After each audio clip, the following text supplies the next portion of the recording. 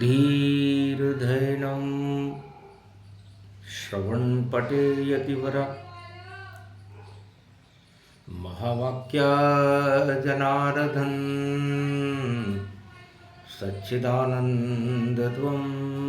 शरणं ब्रजेश यादवेन्द्रं दयादाता पुण्डरीक्षा क्षीरसागरशयनं कमलनयनं नमस्तुते नमामि श्रीहरि। धैर्य से जिसको धारण किया जाता है, कर्णपटुओं से जिनका पान किया जाता है, ऐसे सच्चिदानंद भगवान श्री यादवेंद्र सरकार को मैं नित्य ही चिंतन करता हूँ, नमन करता हूँ। जिनको नमन करने से मंगल आदि मंगल तो हो ही जाते हैं, साथ ही में बहुत बड़ा बल मिलता है मनुष्यों को। हे यादवेंद्रम है दुख भंजनम नंद के नंदनम देवकी नंदनम अर्जुन और भारत करे वंदनम राधे गोविंद नंद नंदनम विशाल रूपम गलवेजंती स्वरूपम मोर मुकट धारे वंशी वाले जय जयकार तेरी जयम।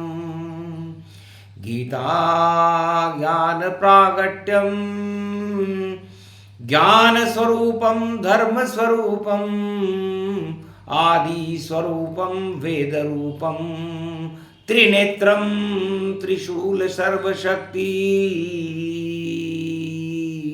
चरणारविंदम चार चतुर्भुज स्वरूपम निराकार निर्लेप जीवन मुक्त चंद्रवंश धारणम गोलोक निवासम महावंदे वंदे श्री कृष्ण एकादशी स्वरूपम उत्पन्ना एकादशी महाशक्ति शनि स्वरूपम नील नीलांबरम नील रूपम नील नील व्यापकम यमुना तट महारास रचे गोप गोपाल गोविंदम माधुरम मधुरम मधुरम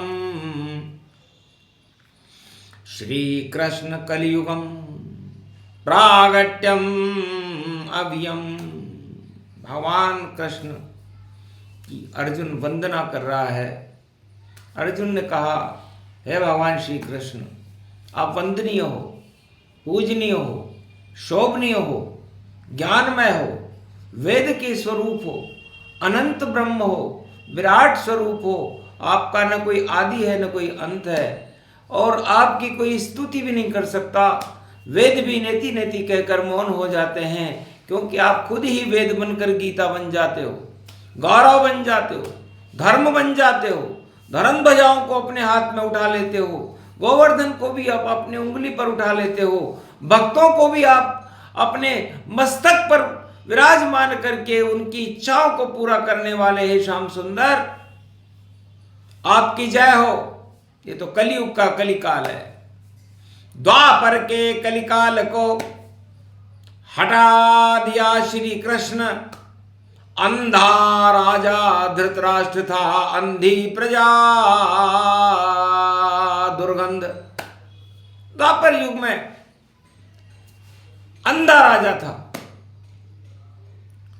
अंधे सौ पुत्र थे, अंधा ही उसका साम्राज्य था, और पूरे भारत में अंधकार करने की योजना बना रहा था राजा धृतराष्ट्र। जहां गुरु भी अंधे थे, उनकी सेनापति भी अंधे थे, और गंगा पुत्र भीष्म का मोह सर पर चढ़कर बोल रहा था। महाभारत की तैयारियां थी। 18 अक्षौणी सेना को, कुरु साम्राज्य को बचाने के लिए भारत की धरती पर विदेशों से लाया गया था। षड्यंत्र ही षड्यंत्र था। साम्राज्य बचाने को हर युग में राजा षड्यंत्र करे, तंत्र करे और मंत्र करे और स्वयं को खुद ही स्वतंत्र करे और गुलामी के जाल को फेंक रहे और सबको अपना गुलाम करे,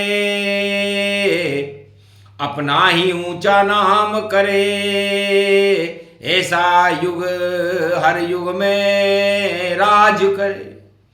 जो राजा ऐसा करे करे, धृतराष्ट्र जैसा गुण उसमें भरे। उस राजा में धृतराष्ट्र में कोई अंतर ही नहीं, जो ये सारे सब काम करे। उन राजाओं के षड्यंत्र हटाने और शाम वेद गुणगान करे और कुरुक्षेत्र के मैदान में शाम खड़े, एकादशी पर भगवान खड़े। उत्पन्न करे करे ज्ञान करे, अज्ञान को वह विध्वंस करे। ऐसी शक्ति श्री श्याम बने, गीता मुख से गुणगान करे। उत्पन्ना एकादशी अगहन और पांडव संग भगवान खड़े। अज्ञान हटा देती गीता और ज्ञान भारत भगवान भरे। उत्पन्ना एकादशी को भगवान श्री कृष्ण ने आज से 5686 वर्ष पहले द्वापर युग में जब भारत की दुर्दशा को देखा तो उनसे अंधे राजा धृतराष्ट्र का शासन देखा नहीं गया।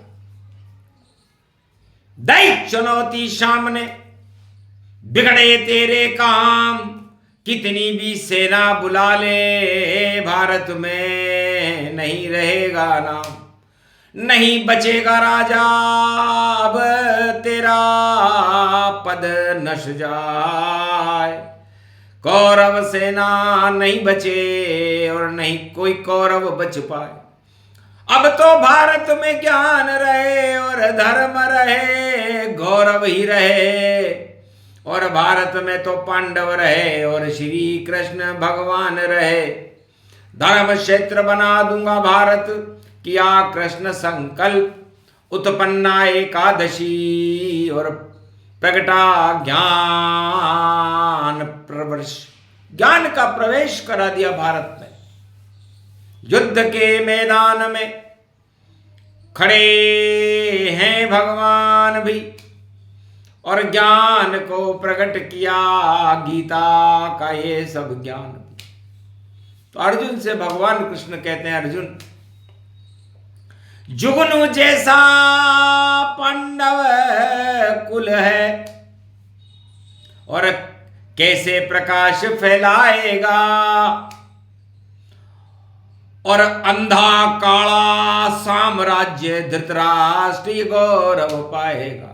धृतराष्ट्र के कौरव कुल के समान है पांडवों, तुम जुगनू जैसे हो और जीत की इच्छा कर रहे हो। चारों युग में राजा षड्यंत्र करता है तो पांडव जीत नहीं सकता, कुछ भी कर ले।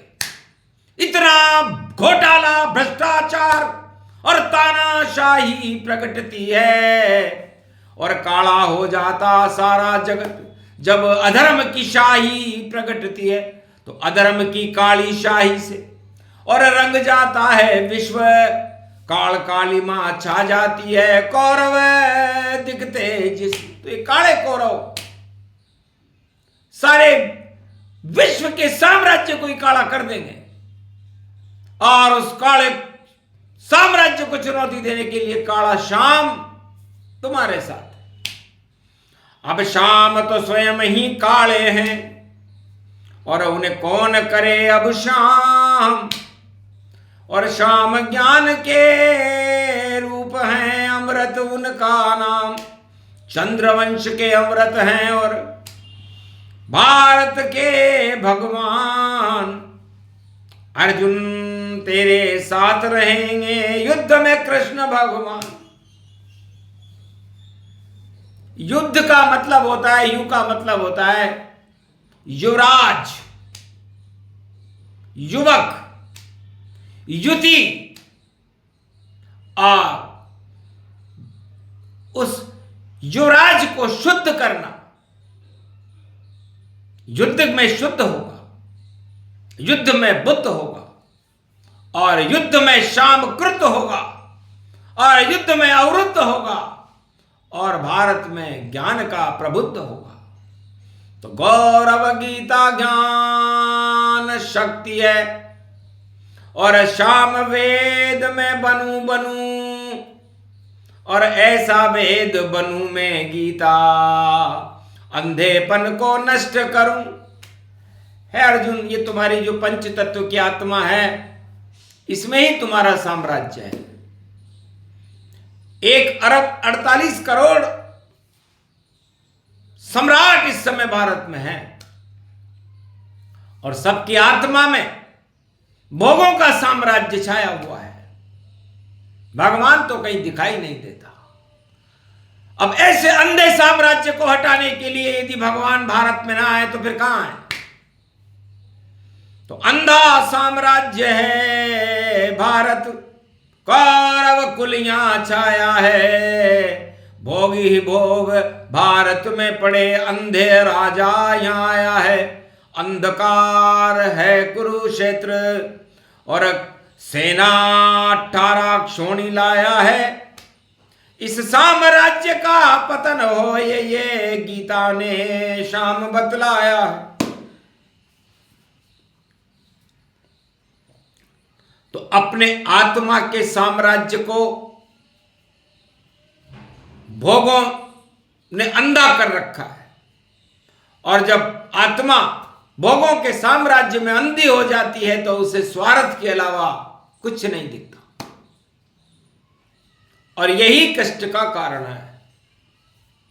और मैं गीता के प्रकाश से इस अंधे साम्राज्य को आत्मा से, अंधकार के आवरण से हटाकर विराट स्वरूप की ओर ले जाकर, और सारे मेल को समाप्त करके, और भारत को धर्म क्षेत्र बनाऊंगा, हर आत्मा को धर्म क्षेत्र बनाऊंगा, और पूरे त्रिलोक और पूरे विश्व को धर्म क्षेत्र बना दूंगा। ये उत्पन्न ज्ञान तुझ में उत्पन्ना एकादशी को कर रहे हैं शाम भी, और सारा जगत भोगों का कलयुग में भी गुलाम है। तो भोगों के गुलाम है राजा प्रजा, सभी भोगों के गुलाम, और कहां दिखाई देता नहीं इस जग में देखो कोई भगवान। ईश्वर नाम कोई वस्तु नहीं है, भोगों में डूबा संसार। ये सारा संसार अंधा है, और अंधे अंधा है परिवार।